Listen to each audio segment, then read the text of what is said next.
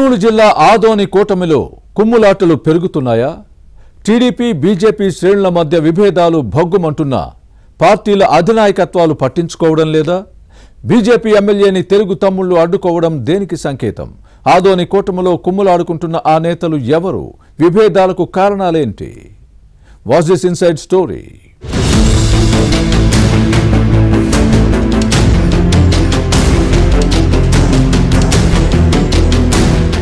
కర్నూలు జిల్లా ఆదోని నియోజకవర్గ కూటమిలో కుమ్ములాటలు రోజురోజుకు పెరిగిపోతున్నాయి. బీజేపీ ఎమ్మెల్యే పార్థసారథి, టీడీపీ మాజీ శాసనసభ్యుడు మీనాక్షి నాయుడు వర్గాల మధ్య విభేదాలు తారాస్థాయికి చేరాయి. తగువులు, తన్నులాటలతో తెలుగు తమ్ముళ్లు, కమలనాథుల రాజకీయాలు రచ్చకెక్కుతున్నాయి. 2 నెలల నుంచి సాగుతున్న పొలిటికల్ సెగలు పొగలు కక్కుతూ రగులుతున్న చల్లార్చే ప్రయత్నాలు 2 పార్టీల నాయకత్వాలు చేయలేదు. దీంతో విభేదాల మంటలు మరింత భగ్గుమంటున్నాయి. ప్రభుత్వ పాఠశాలల్లో మధ్యాహ్న భోజనం తయారీ ఏజెన్సీల మార్పు, ఉద్యోగుల బదిలీలపై తరచూ గొడవలు జరిగేవి. ప్రస్తుతం వివిధ అభివృద్ధి పనులపై జరుగుతున్న వివాదాలు పార్టీ పెద్దలకు తలనొప్పిగా మారాయి.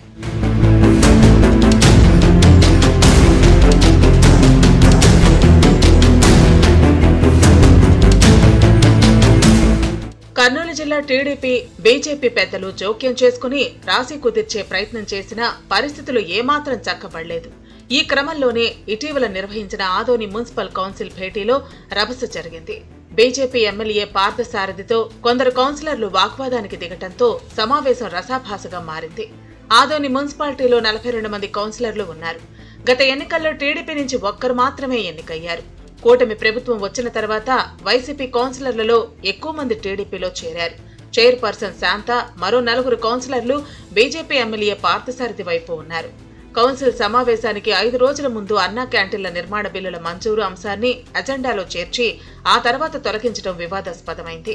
పార్థసారథి జోక్యంతోనే ఉద్దేశపూర్వకంగా తొలగించారంటూ టీడీపీ కౌన్సిలర్లు ఎమ్మెల్యేని అడ్డుకున్నారు. నాణ్యత లేకుండా నిర్మించి బిల్లులు మంజూరు అంశాన్ని అజెండాలో ఎలా చేర్చారని ఎమ్మెల్యే ప్రశ్నించడంతో ఓ రేంజ్లో రగడ జరిగింది. పనులు సరిగా జరగలేదని తెలిసి కూడా హడావుడిగా ఎందుకు ప్రారంభించారని టీడీపీ కౌన్సిలర్లు నిలదీశారు. దీంతో 2 వర్గాల తీవ్ర వాగ్వాదంతో మున్సిపల్ భవనం టాప్ లేచిపోయినంత పనైంది. అన్నా క్యాంటీన్ల నిర్మాణ బిల్లుల అంశాన్ని అజెండాలో చేర్చుతామని మున్సిపల్ కమిషన్ హామీ ఇవ్వడంతో గొడవ సద్దుమణిగింది.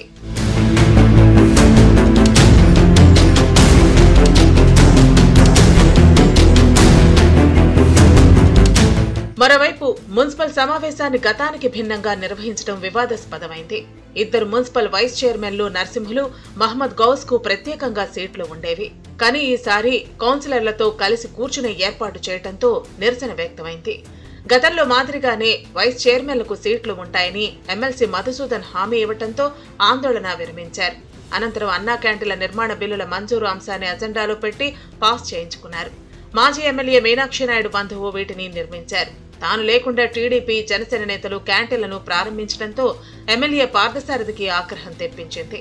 తెలుగుదేశం నేత ఉమాపతి నాయుడు ఆధ్వర్యంలో ఈ కార్యక్రమం జరగడంతో బిల్లుల మంజూరు అంశాన్ని ముందుగా వ్యతిరేకించారని లోకల్ టాక్.